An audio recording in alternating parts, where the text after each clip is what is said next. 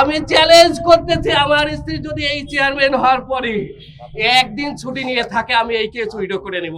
তারা কিভাবে বলতে পারে একটা দিন কি তোমার ম্যামের সাথে তারা ভালো আচরণ করেছে সাক্ষী দিতে পারবে? আমি বলছি আমি পুরা কেস তুলে নিব। চ্যালেঞ্জ করতেছি একটা দিন যদি তারা ভালো আচরণ করে থাকে প্রতিদিন ক্যাম্পাসে আমাকে ফোন করে বলতো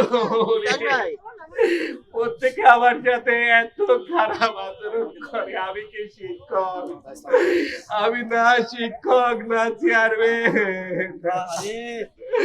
আমার সাথে পিয়ন থেকে শুরু করে বিশ্বজিৎ সাহেব এমনকি ছদ্মবেশী আমি হইয়া আমি।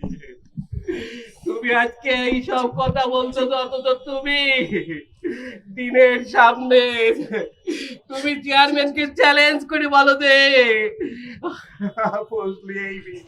এই ডিপার্টমেন্টেই থাকবে দেখি কার কত বড় ক্ষমতা আছে।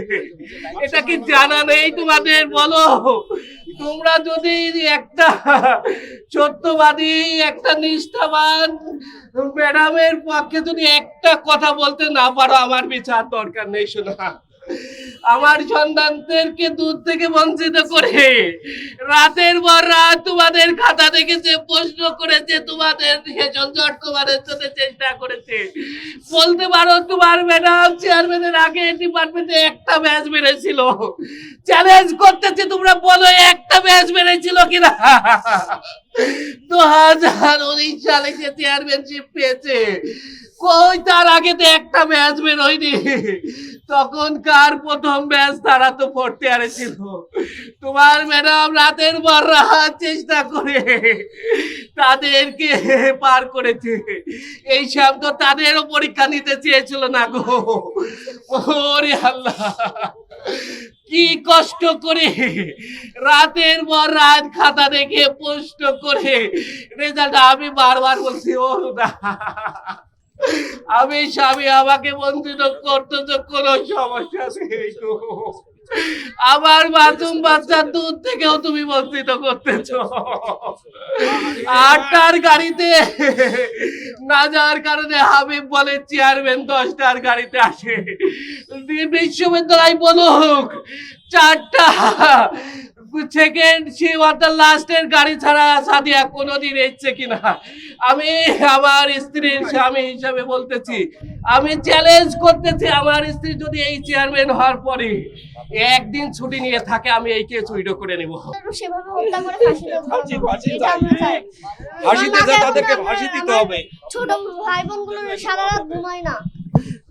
আমরাই কালকে কত রাত করে ঘুমাইছি। আমার মা আমাদের কত আদর করে ঘুমাইছে। দেখুন আমরা মাকে কোথায় পাবো?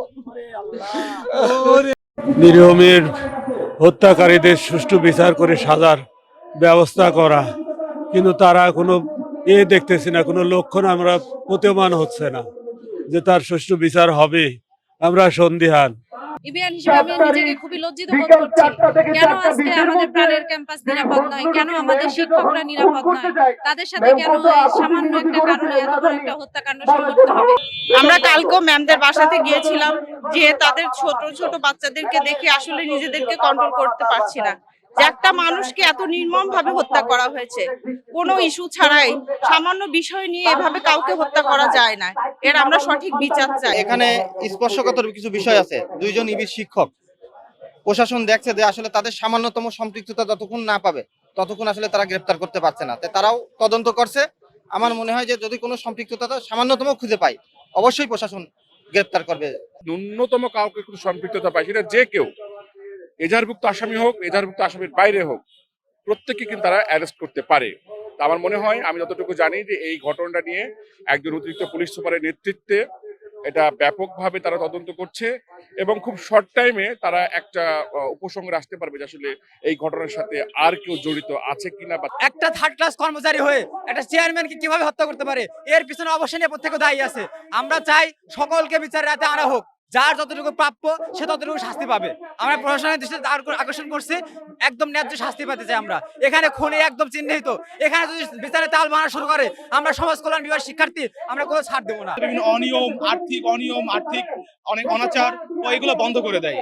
এই বন্ধ করে দেওয়ার কারণে ওর সহকর্মী, শিক্ষক, ওর অফিসে যারা পিয়ন ছিল সবাই ওর শত্রুতে পরিণত হয়, কারণ তারা এতদিন অনেক অনিয়মে অভ্যস্ত ছিল। এবং এটা যখন সে অফ করে দিল এবং বন্ধ করে দিল, তখন থেকে মূলত রাগ, ক্রোধ এইগুলো শুরু হলো। আমরা তো জানি খুনিকে, আর খুনির পেছনে অবশ্যই মাস্টার মাইন্ড আছে। উনি একা দ্বারা এই খুন সম্ভব না।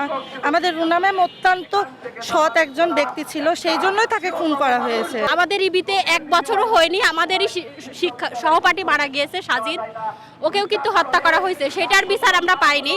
তারপর এখন আবার ম্যামকে হত্যা করা হলো, জানি না আমরা কতটুকু নিরাপদ আছি।